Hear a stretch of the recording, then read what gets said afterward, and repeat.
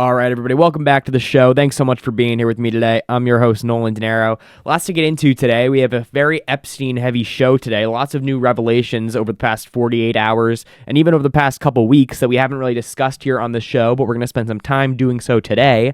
Just the other day, House Democrats released about 20,000 emails from Jeffrey Epstein and some of his associates that mentioned key figures, including the President of the United States, Donald Trump, in the emails multiple times, as well as author Michael Wolff and Jeffrey Epstein himself, of course. So we'll get into all of those emails and what those mean. We'll also be discussing the recent reports from DropSite, the major reports that are getting no mainstream attention because the mainstream media is intentionally not covering the story because it implicates Israel.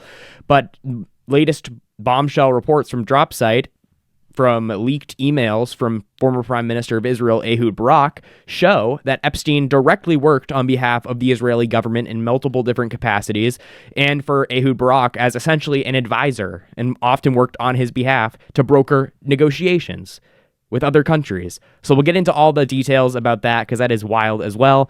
And we'll also just refresh ourselves on the overall timeline of this major scandal because there's lots to get into and sometimes people forget the important details over the past year. So we'll discuss all the latest on the Epstein story and more on the Quest for Clarity podcast. Americanism, not globalism. I am not a slave. I am a free citizen. There should be no Federal Reserve System. Only America first.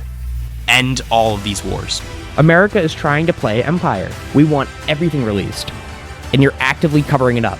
It's not America first to be pushing our influence in areas where it shouldn't be. We're run by people that don't understand what they're doing and don't understand the ramifications of the policies they're enacting. That's an incredibly dangerous situation.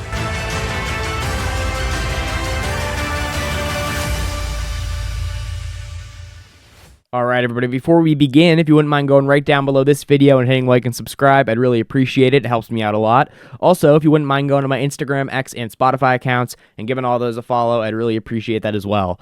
But let's get into the news of the day, which is this 20,000 email leak from Jeffrey Epstein that was released by the House Democrats just a couple days ago. And in these emails, you find frequent mentions of Donald Trump, you find mentions of author Michael Wolff, and some other frequent names pop up as well. We'll get into this just before we begin my assessment of this. I'll just read you some of the New York Times article on this. It says, quote, House Democrats on Wednesday released emails in which Jeffrey Epstein wrote that President Trump had, quote, spent hours at my house with one of Mr. Epstein's victims, among other messages that suggested that the convicted sex offender believed Mr. Trump knew more about his abuse than he was acknowledging. Mr. Trump had emphatically denied any involvement in or knowledge of Mr. Epstein's sex trafficking operations. He has said that he and Mr. Epstein, the disgraced financier who died by suicide in federal prison in 2019, were once friendly but had fallen out.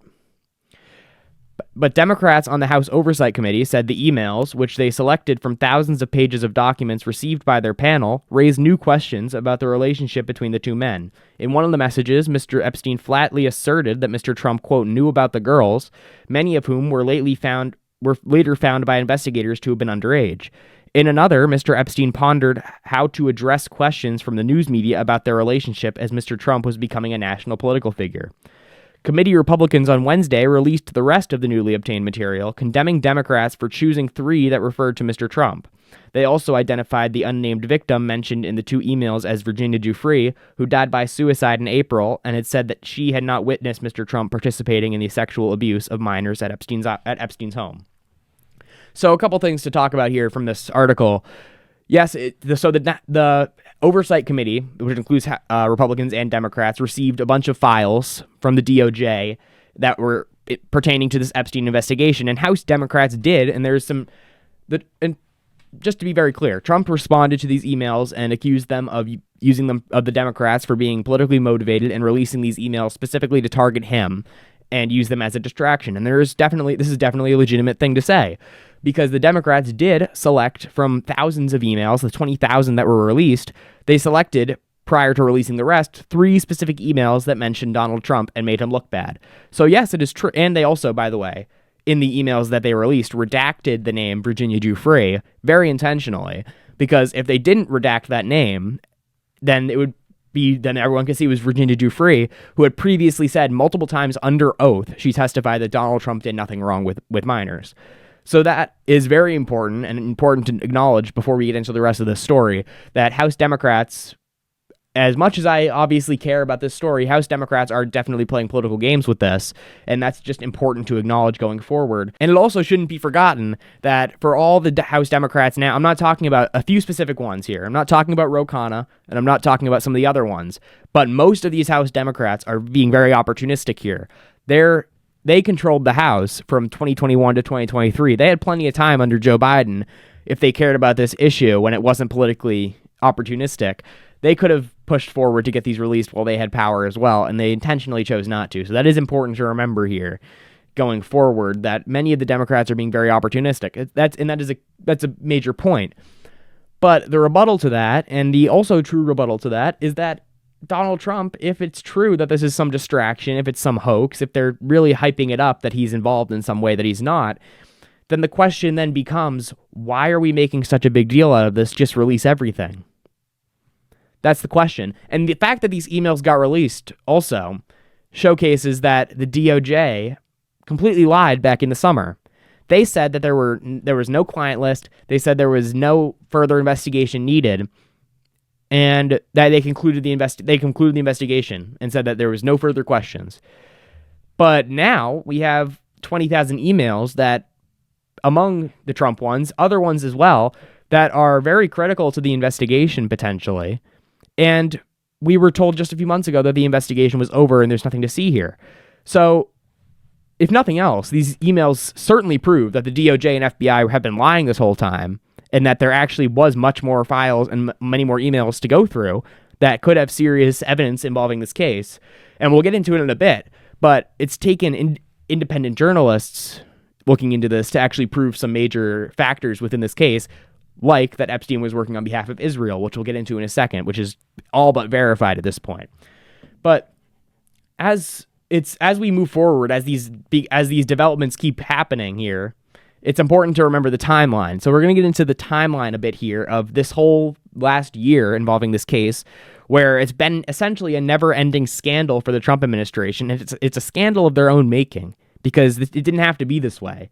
If you remember, during the entire 2024 campaign, you had Pam Bondi, Dan Bongino, Kash Patel, Don Jr., J.D. Vance, Trump himself, all completely playing in to the Epstein questions and promising transparency and promising to release everything they had. Whenever they were asked directly about it, they all promised to release everything they had. You had Kash Patel on Glenn Beck's show during the campaign saying how much he saw, and that if the rest of us saw it, we'd be shocked.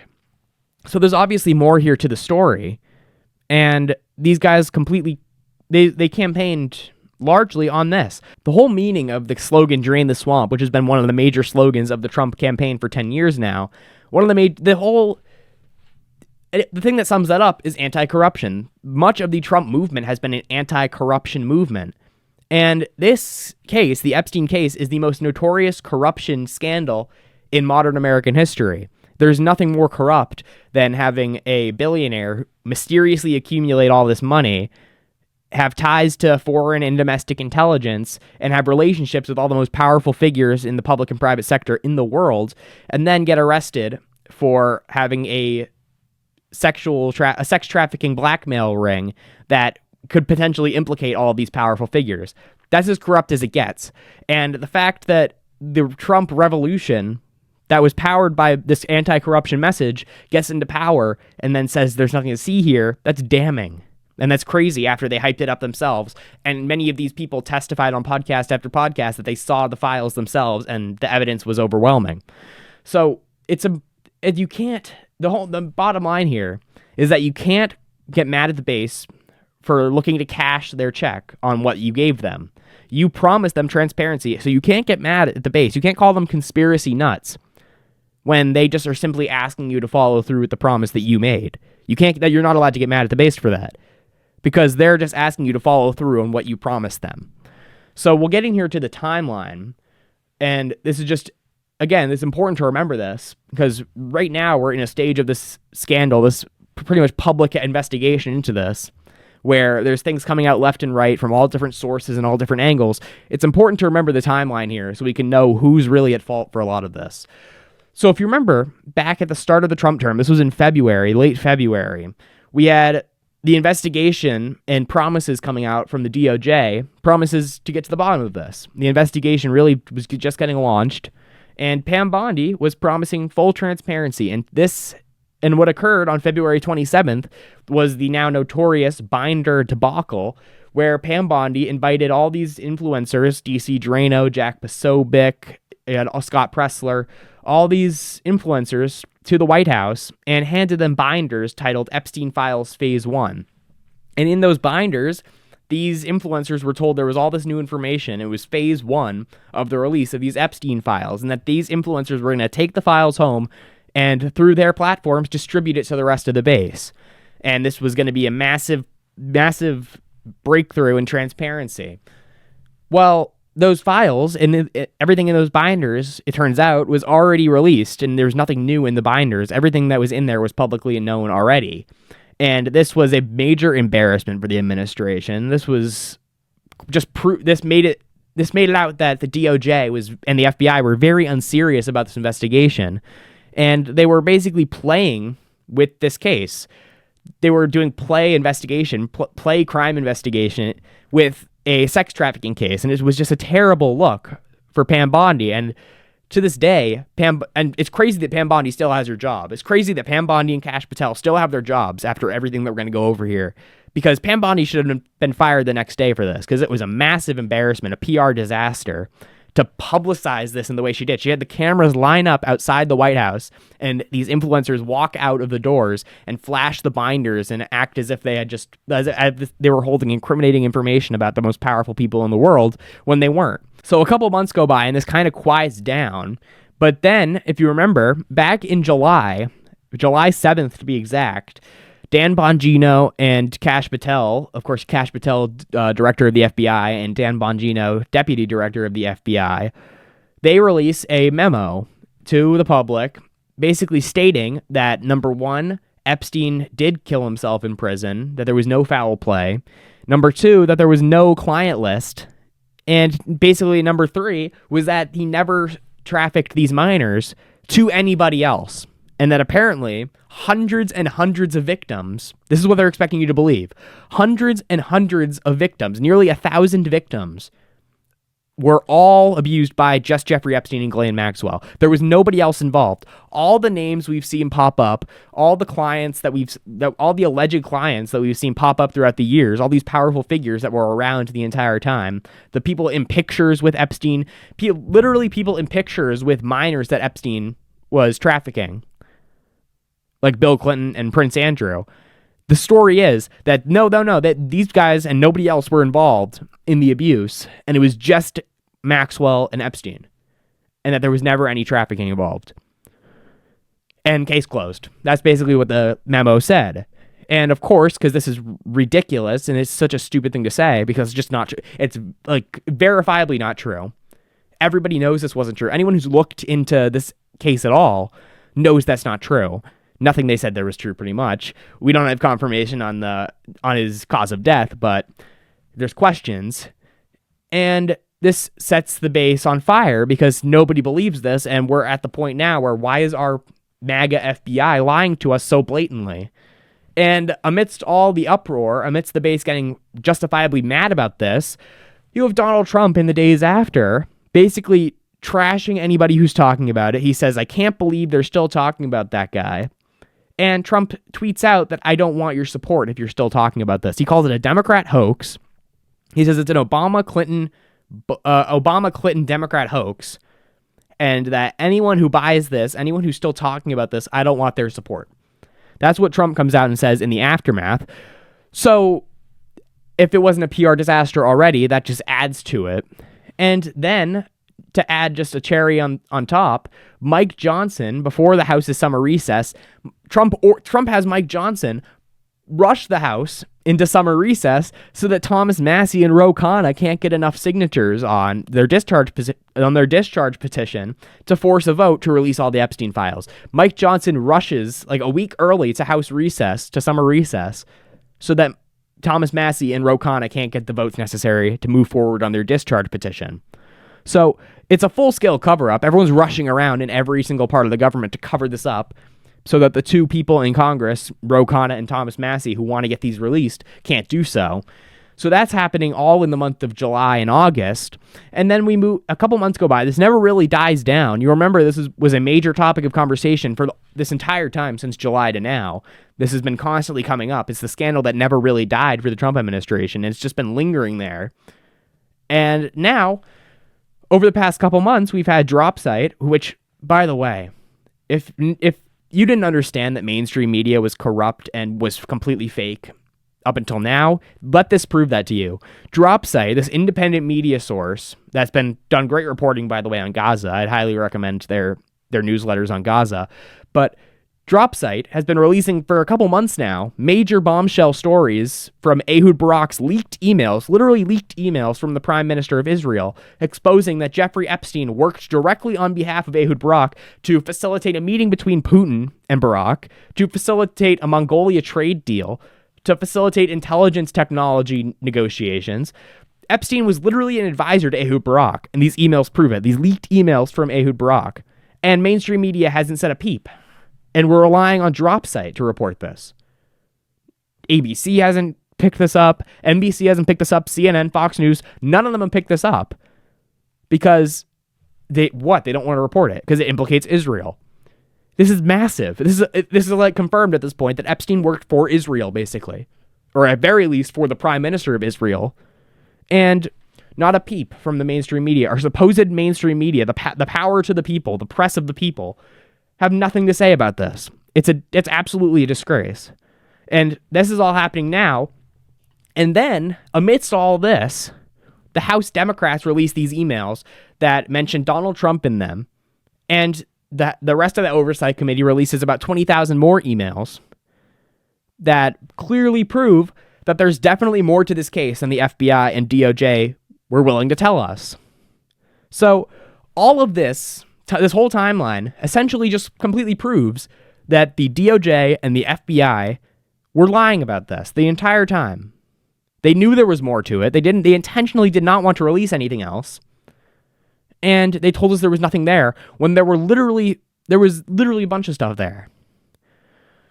And the reports came out just the other day. By the way, this is very important. Be sure to stay up on this over the course of the next week. Mike Johnson just said that the discharge petition that Massie and Ro Khanna have been trying to get signed by 218 members of the House to force the DOJ to release the files just got the necessary amount of signatures, 218, to force a vote in the House. And Mike Johnson just said that since it reached that threshold, there will be a vote on it next week to release the Epstein files. And among the people that were trying to help Thomas Massie with this effort were Marjorie Taylor Greene, Nancy Mace, and Lauren Boebert in the House. These basically mascots of MAGA at this point in the House. Trump called them up. Thomas Massie is saying, and reports are saying this as well, that Trump called up Nancy Mace and Lauren Boebert and pressured them to stop with their efforts to release the files because we can't let Massie get a win. How petty is that? We can't let Massie get a win. So we can't let Massie get a win, but instead we have to cover up the entire scandal about a pedophile that implicates the most powerful people in the world. What? How about no? How about we're going to get Massie a win here? We're going to get a win for everybody. We're going to get a transparency win. I thought we were transparent. That was the entire mantra of the entire campaign was transparency, wasn't it? Most transparent administration in history, except when it comes for the story about a pedophile and his associates. And instead of releasing all that, we have to call up members of the House and pressure them to not do that because that would be giving away a win to Thomas Massie. Okay. And by the way, it just came out in Politico. Politico released a story, I believe, earlier today or yesterday, which says that after all this, about 100 House Republicans, so about all the Democrats and about 100 House Republicans are likely going to break from Trump and vote with this discharge petition to release all the files. So a complete revolt now in the House against what the administration has been doing. They're going to vote with Thomas Massey and Ro Khanna and Marjorie Taylor Greene and Nancy Mace and Lauren Boebert to release the files, and we'll see what's in there. We'll see what's so impossible to release. And, of course, we'll be sure to cover it here on the show, but now we're going to have to see. Apparently next week there will be a vote on this. We'll see what has been so impossible to release. We'll see what they're hiding. I don't know. And I do want to get into this drop site, these multiple drop site stories as well, because they are very important and they add a new layer to this whole case. There were 4. There's basically a series now of articles on drop site that discussing Jeffrey Epstein's many ties to the Israeli government. So we'll get into these here. The first one is titled "Jeffrey Epstein Helped Broker Israeli Security Agreement with Mongolia." We'll read a little bit of this. It says, and this is, by the way, all of these articles are from Ryan Grimm, who is just an incredible reporter over there at Drop Site. He has been great on Gaza. I would highly recommend all of his foreign policy content. He's also been great on Venezuela as well. Highly, highly recommend. But we'll get in here to this first article. It says, quote, "Jeffrey Epstein used his political network and financial resources to help broker a security cooperation agreement between the governments of Israel and Mongolia, according to a trove of leaked emails from former Israeli Prime Minister Ehud Barak. This new set of emails between Barak and Epstein has largely been ignored by the mainstream press, but includes crucial new context on Epstein's operation. It's well known that Epstein had personal ties to Israel, including to senior political officials like Barak and Ehud Olmert, and that he donated to organizations like Friends of the IDF. But Epstein's activities in Mongolia show for the first time that he facilitated a deal that led to a security agreement between Israel and other nations." The next article here from Dropsite discusses how Epstein literally facilitated a meeting between Ehud Barak and Vladimir Putin. So take a look at this. It's titled "Jeffrey Epstein and Mossad: How the Sex Trafficker Helped Israel Build a Back Channel to Russia Amid Syrian Civil War." It says, quote, "Jeffrey Epstein facilitated efforts to open a back channel between Israel and the Kremlin during the Syrian civil war, according to leaked emails from former Israeli Prime Minister Ehud Barak. The trove of emails exchanged at the height of the Syrian civil war between 2013 and 2016 revealed Epstein's successful efforts to secure a private meeting between Barak and Russian President Vladimir Putin to discuss a Russian-brokered end to the conflict, including winning Russian support for a negotiated removal of Syrian President Bashar al-Assad. Epstein was an invaluable resource for Israel's former prime minister, who also served as head of intelligence and defense minister throughout his career, sharing whispers from within Russian elite circles and intel on Putin's interlocutors in Europe and the US, and even advising him on how to engage with the Mossad. Barak, fresh out of his role as Israeli defense minister, built a deep portfolio of investments and business relationships around the world with Epstein's help. On February 21st, 2014, Epstein wrote to Barak, quote, "With civil unrest exploding in Ukraine, Syria, Somalia, Libya, and the desperation of those in power, isn't this perfect for you?" Barak replied, quote, "You're right, in a way, but it's not simply to transform it to a cash flow, a subject for Saturday." These efforts also provided cover for covert diplomacy on behalf of the Israeli government. Together, Barak and Epstein sought to pressure the Obama administration to either intervene directly in the Syrian war or make concessions to the Kremlin in exchange for Assad's graceful exit. In their exchanges, Epstein expressed his frustration with the Obama administration's failures to contain Tehran as the two men searched for opportunities to promote U.S. strikes on Iran.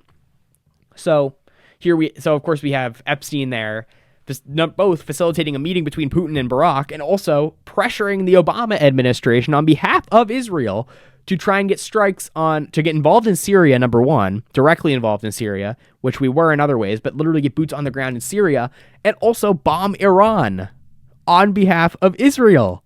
This is crazy. This is just like the most insane thing. And the mainstream media refuses to touch it. Think about that. The mainstream media has no interest in this. They have no interest in a trove of leaked emails from former Prime Minister Ehud Barak discussing his ties to Jeffrey Epstein and the fact that Epstein was directly working for him on behalf of the state of Israel. They have no interest in this. But now you know. This next one discusses how Epstein worked to negotiate a surveillance state between Israel and the Ivory Coast. Take a look at this. It's titled, "Jeffrey Epstein helped Israel sell a surveillance state to the Ivory Coast." Jeffrey Epstein and Ehud Barak were specialists in war profiteering. At the end of his tenure in Israel's defense minister, and after his supposed retirement, Barak embraced a role as a salesman of Israeli security services to embattled governments, opening the door for Israeli intelligence leaders to shape the security apparatus of several African nations, including the country of Ivory Coast. Quietly facilitating these efforts was Jeffrey Epstein, who died in jail in 2019. Epstein wrote at one point to Barak, quote, "While with civil unrest exploding and the desperation of those in power, isn't this perfect for you?" Barak replied, quote, "You're right in a way, but not simple to transform it into cash flow." Transforming unrest into cash flow in the case of Ivory Coast involved brokering deals between the Israeli state and the embattled West African nation. New details about Epstein's role in Israeli intelligence operations in Africa have emerged from two sets of documents: an archive of leaked emails released by the Handala hacking group and hosted by nonprofit whistleblower site Distributed Denial of Secrets, and documents released by the U.S. House Oversight Committee last month. The latter set included Epstein's personal emails and appointment calendars, which provide clear evidence of Epstein's involvement in Israel's West African security negotiations in 2012, while Barak was still Israel's defense minister. So the last one we'll read here is titled "Israeli Spy Stayed for weeks at a time with Jeffrey Epstein in Manhattan."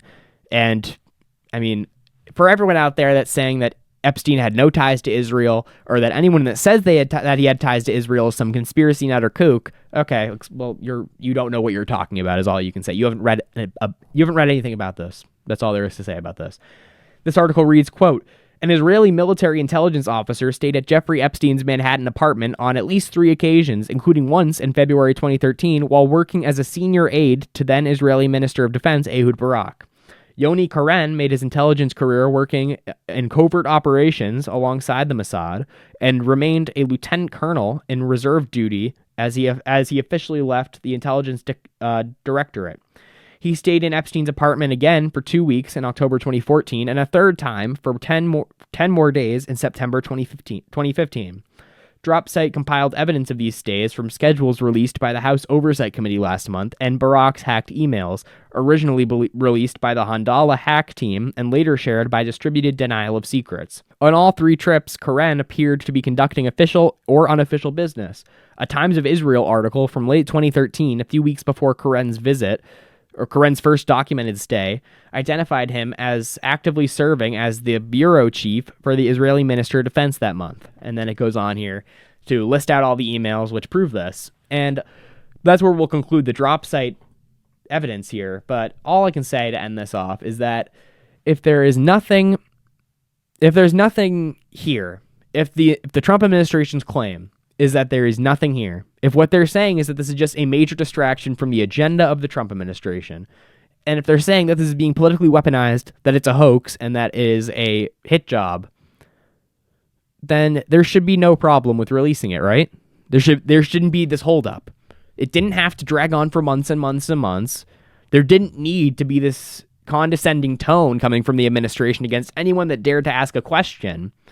And there didn't have to be this attack on Thomas Massie, on Marjorie Taylor Greene, on Tucker Carlson, on anybody that wants to see answers to this. There didn't have to be these just nasty attacks against these individuals. Because if there was nothing to see here, if there was nothing to hide, then why is this such a struggle session? Why can't we just get everything out there in the open? I don't know the answer to these questions, and all I can say is that they know the answers to these questions. And all we can do now, from our perspective as third-party people viewing this, is wait for next week and see what the House Oversight Committee, what the House votes on. And it looks like they're likely going to vote to release these files and force the DOJ to release these files when this discharge petition goes up for vote on the House floor. So it seems like maybe we'll get answers to this in the coming weeks. And if we do, we'll be here on the show reporting on it for all of you guys. Thank you guys so much for watching today. Please be sure to like and subscribe down below. And be sure to follow me on Instagram, X, and Spotify. And we'll see you guys in the next episode. Have a good day. Americanism, not globalism. I am not a slave. I am a free citizen. There should be no Federal Reserve system. Only America first.